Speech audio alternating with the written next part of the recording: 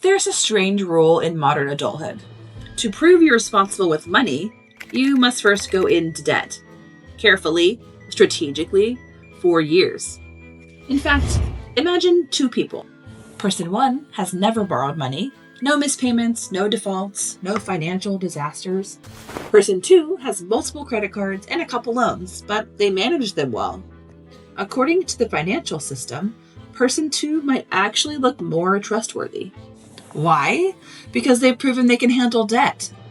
Which means avoiding debt entirely can make you look suspicious. Which is a little like saying you can't prove you're a safe driver because you've never crashed a car. And the referee in this entire situation? A mysterious 3-digit number. Your credit score. So where did this number come from? And why are we all pretending the system makes perfect sense? To answer that, we have to go back to when banks judged you the old-fashioned way, which was somehow worse. Before the late 20th century, there was no universal credit score.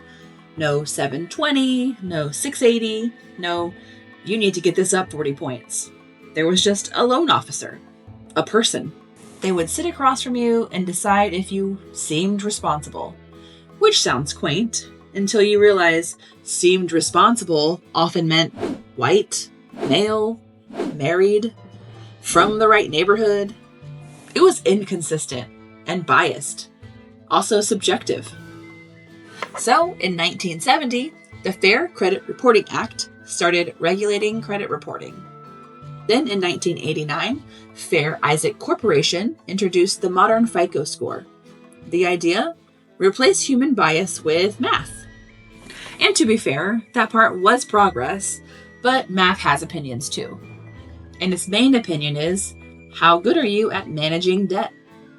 Not how much do you earn, not how much do you have saved, not are you financially stable, just how well do you borrow? And that changes everything.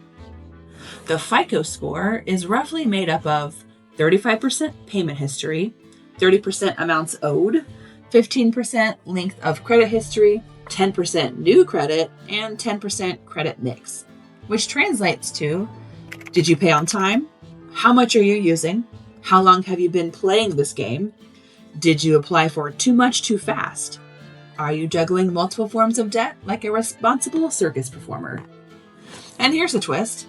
If you avoid debt completely, you might have a lower score than someone managing 5 credit cards strategically. Because the system doesn't reward being debt-free, it rewards being good at debt. Which is why millennials were told, don't go into debt. And then immediately, why is your credit score so low?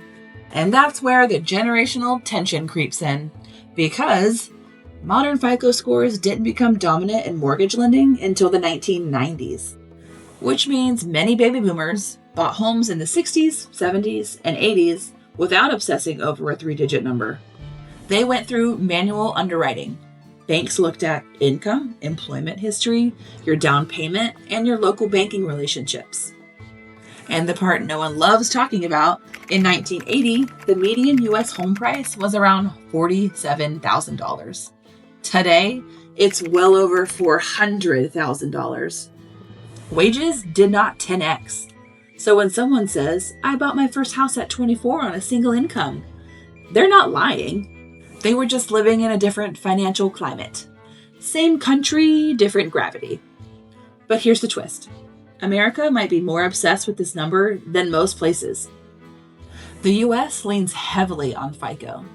In the UK, agencies like Experian and Equifax track credit data, but lenders don't rely on one universal score quite the same way Americans obsess over it.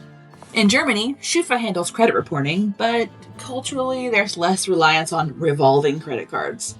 In some countries, renting an apartment does not require handing over your entire financial history. Meanwhile, in the US, your credit score can affect mortgages, car loans, apartment approvals, insurance premiums, utility deposits, sometimes job screenings. It's not just about borrowing, it's about access. Which is why that number feels personal, because it doesn't just measure debt, it measures eligibility.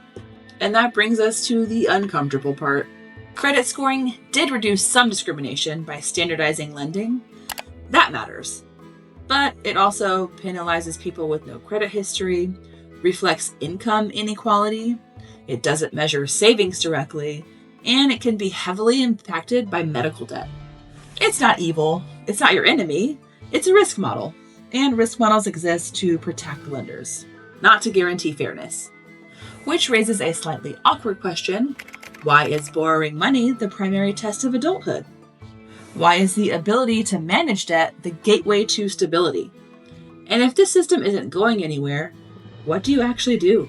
If you want a higher score, pay everything on time. Every time. Keep credit utilization under 30%. Under 10% is better. Keep older accounts open. Limit hard inquiries. And use a secure card if you're building from scratch. It's definitely not glamorous. It's just consistency. The hopeful part? A strong credit score does give leverage. It lowers interest rates, better approvals, more flexibility. The caveat is, an 800 credit score does not lower house prices. It doesn't erase student loans. It does not fix supply shortages.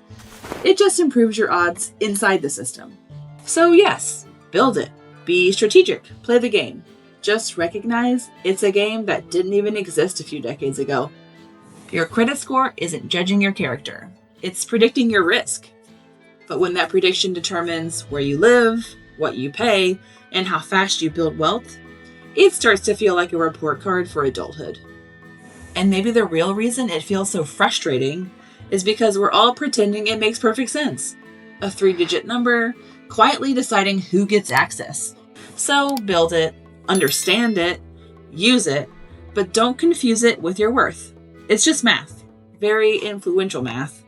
And until the next housing crash, it's the math we've got.